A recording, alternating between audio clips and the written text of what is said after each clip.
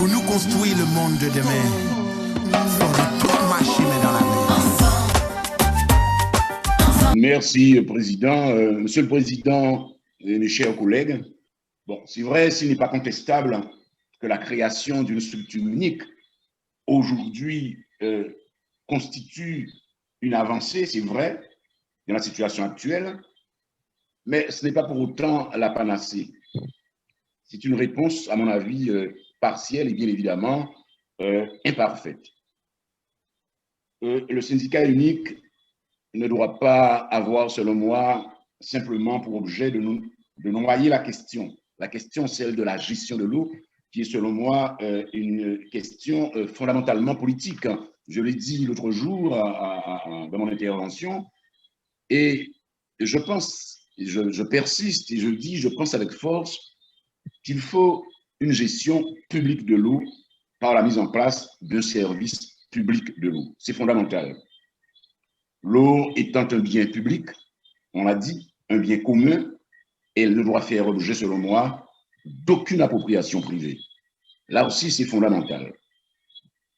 Sa propriété et sa gestion doivent donc relever de l'autorité politique et de la puissance publique, et placer surtout hors de portée des champs des intérêts financiers. On a vu ça ces temps derniers, et même politiciens. Alors, dans la situation actuelle, où le peuple, il faut le reconnaître, hein, devant la souffrance du peuple, devant son exaspération, devant sa colère, moi, je combattrai toutes sortes de manœuvres. Ça, je crois aujourd'hui que trop de petits Guadeloupéens ont perdu des semaines et des semaines d'enseignement. Trop d'entreprises guadeloupéennes ont souffert. Trop de familles ont subi cette situation.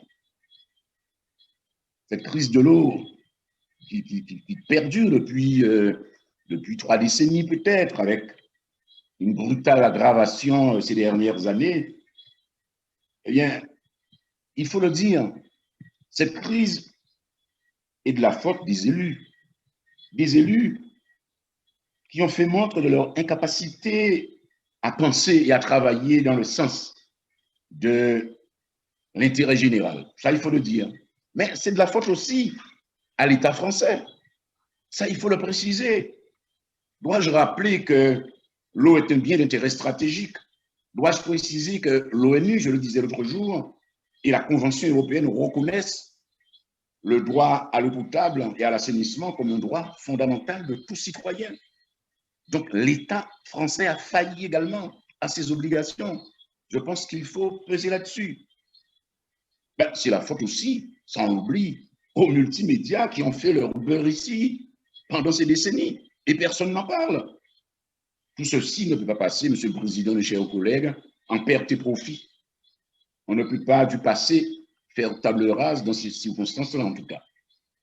Oui, je pense qu'il faut la mise en place de cette structure, mais avec en son sein des représentants des usagers. Il existe, de par la Guadeloupe, des collectifs d'usagers, des associations d'usagers. Bref, les gens ne font plus confiance aux élus. Donc, il faut qu'ils fassent partie de toute initiative de ce type, toute réflexion. Mais je pense également qu'il faut que les salariés y trouvent leur place. Parce que les salariés ont travaillé précisément à la production, à l'assainissement, à la collecte et tout. Donc, il faut, et j'en terminerai, il faut aborder ce problème dans sa globalité, dans la globalité du combat pour donner à la Guadeloupe la maîtrise, et c'est important, la maîtrise politique de toutes ses ressources stratégiques.